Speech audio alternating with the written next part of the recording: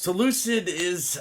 making it kind of harder for me to root for them. It's kind of the polar opposite situation of Rivian, where their vehicles get delayed, but they're making the right steps and they're preparing for deliveries, and I think we're getting closer and closer. I genuinely think Rivian will be before Lucid, but however, Lucid seems to be hyping up their stock a lot and telling everybody to buy their new ticker name for their stock now that that merger officially happened, and they're promoting their own tweets on Twitter that are specifically about how they're on the stock exchange, so just kind of like spending money on advertising, not even for a product, just for their stock, and that makes me feel weird. But today they announced something that just kind of tipped me over the edge ahead, because they announced the Lucid Air Dream Edition, which they're only making a couple hundred of. They're sold out, you can't order anymore. They're now announcing to the public, even though we can't buy the Dream Edition anymore because it's sold out, that there will actually be two separate versions of the Dream Edition, which honestly, if you watch my videos on Lucid in the past, you're aware I already think that the lineup is kind of unnecessary and confusing. We already have Lucid Air Dream Edition, which is sold out, but we also have Lucid Air Grand Touring, Lucid Air Touring, and Lucid Air Pure. We have all of these different trims, with the more high-priced ones having better horsepower and longer range, and just taking out very small incremental features to get down to the Pure, which is still around $80,000, lacking a few luxury features like the auto-presenting doors and the glass roof, and just a bunch of little things that suddenly drop like $20,000-$30,000 off the total price of the vehicle, and the range is down to like 400 miles on that Pure Edition. And despite all of this complication with one car and having all these different trims, they're deciding to diversify it up even further, which I guess some people look at as a positive, whereas I see it as more of a drawback, because now Lucid Air Dream Edition will have a Dream Performance and a Dream Range, essentially suggesting that in order to achieve the insane horsepower that was originally promised with the Air Dream Edition, in order to achieve all of that torque and the 0 to 60 of 2.5 seconds, which in the days of Plaid Model S doesn't seem as groundbreaking. I'm sure the performance and handling is great, and I'm sure the interior feels very different, and I know Lucid doesn't want to be compared to Tesla, but within their own shareholder deck, they compare themselves to Tesla. So I'm sorry, I'm gonna keep bringing that up, especially as lots of people like to talk about, see, the Teslas have crappy interiors, despite everybody getting the refreshed Model S saying build quality is fantastic, and they love the infotainment system and all its great features. Lucid Air just has far better interior because it's made out of premium materials, and it's a 5K display stretched behind the steering wheel. Okay, it's all personal preference, it all comes down to subjectivity. Lots of people may prefer the Lucid just because it has a full steering wheel, okay? I'm not here to fault you for that, but the fact that the battery capacity is not much larger than the long-range refreshed Model S, we know that one ships with a 100 kilowatt hour battery, and the Lucid Air Dream Edition is shipping with a 113 kilowatt hour battery, and they're still saying that the Lucid Air Dream Range, this is such a complicated name, will be able to achieve over 500 miles on a charge based on this drive from LA to San Francisco they did with Motor Trend. So now they have official,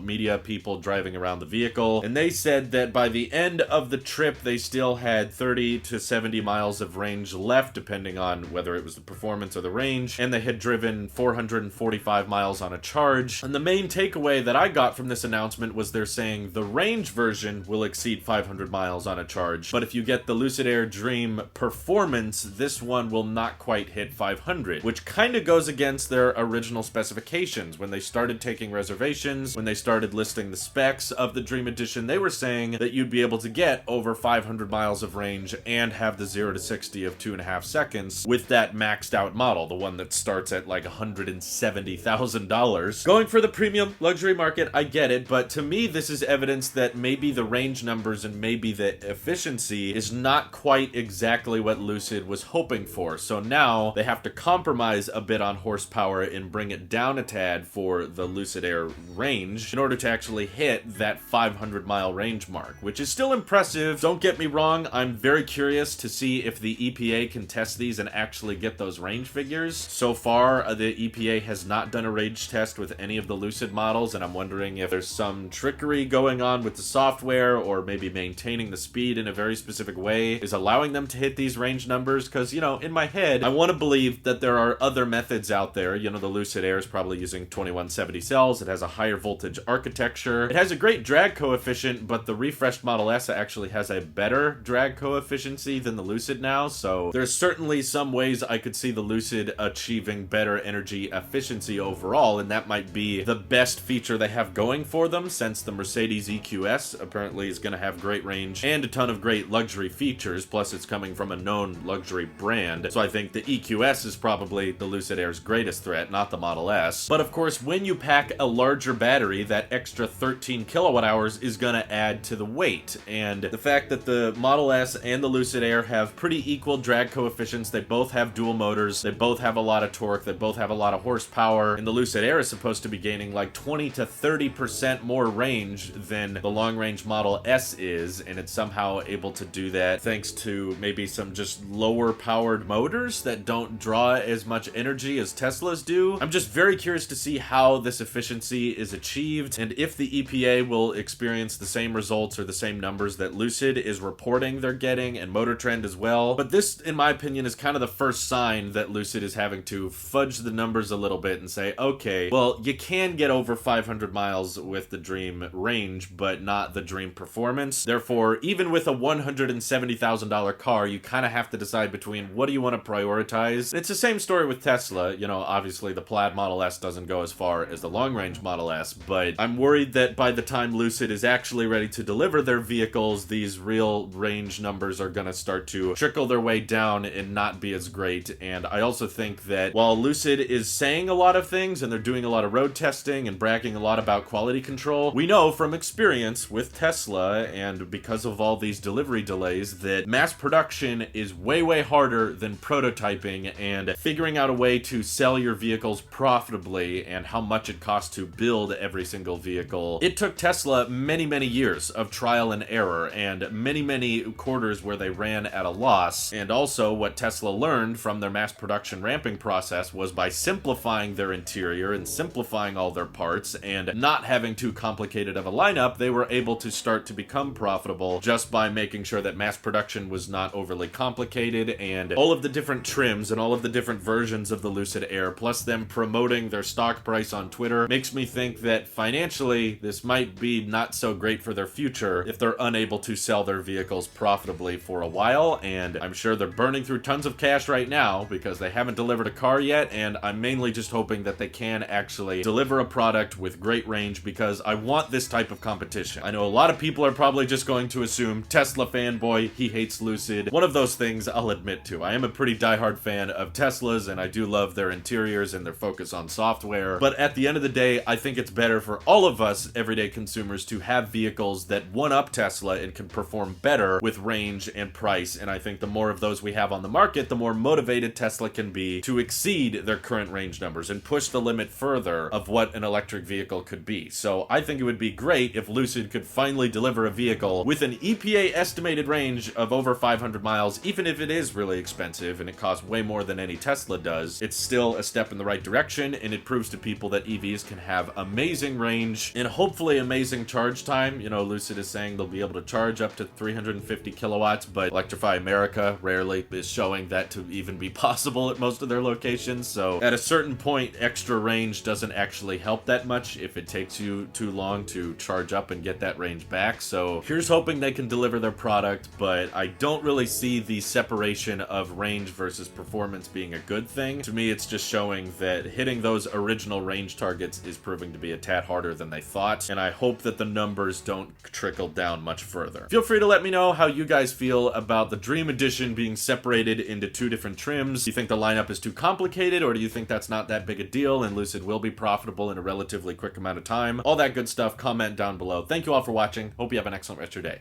Take care.